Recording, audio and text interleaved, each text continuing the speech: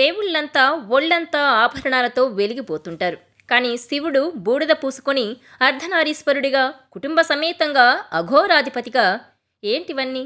ఏ రూపాన్ని ఎవరు పూజించాలి? ఈ రూపాల్లో ఉన్న ప్రత్యేకతలేంటి? Watch this R24 special.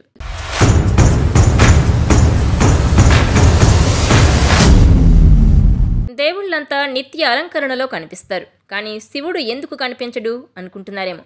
శివుడు అభిషేక ప్రియుడు మాత్రమే కాదు, అలంకార ప్రియుడు కూడా. శంకరుడు కూడా సర్వాలంకార భూషితుడే. అయితే ఒక్కో రూపంలో ఒక్కోలా కనిపిస్తాడు. ఆ రూపాలే తత్పురుషం, అఘోరం, సద్యోజాతం, వామదేవం, ఈశానం.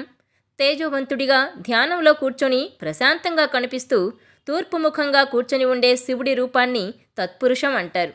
ఇలా కనిపించే శివుడు కేవలం దేవతలకు మాత్రమే దర్శనమిస్తాడు. ఈ రూపానికి పూజలందించేది కూడా దేవతలే.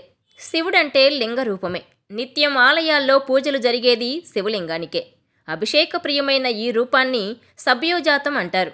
లింగ రూపంలో ఉన్న పరమేశ్వరుణ్ణి యోగులు, సిద్ధులు ఎక్కువగా పూజిస్తారు. పరమేశ్వరుడు కూడా అలంకార ప్రియుడే అని చాటు చెప్పే రూపమే వామదేవం.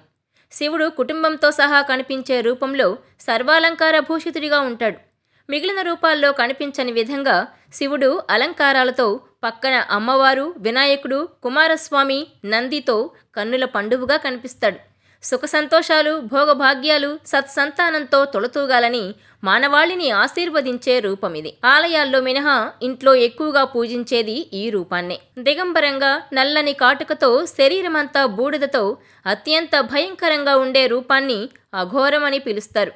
కపాలాలనే కుండలాలుగా ధరించి త్రినేత్రం తెరిచి శవాల వైపు చూస్తూ కనిపిస్తాడు శివుడు. ఈ రూపాన్ని దర్శించుకునేది, పూజించేది కేవలం అఘోరాలే. భూత ప్రేతాలను అదుపులో ఉంచి మనల్ని కాపాడే అఘోర రూపం భయకంపితంగా ఉంటుంది. మరో ముఖంగా చెప్పే ఈశానంలో పరమేశ్వరుడు అత్యంత ప్రియభక్తులను మాత్రమే అనుగ్రహిస్తాడట. మార్చి 8 శుక్రవారం రాత్రి 8:13 వరకు త్రయోదశి ఉంది. ఆ తర్వాత నుంచి చతుర్దశి ప్రారంభమైంది. మార్చి 9 శనివారం సాయంత్రం 5:59 వరకు చతుర్దశి ఉంది.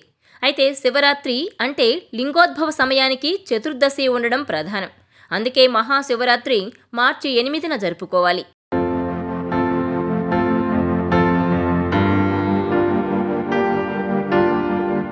ఈ వీడియో మీకు నచ్చినట్లయితే please share, like and subscribe R24 Telugu.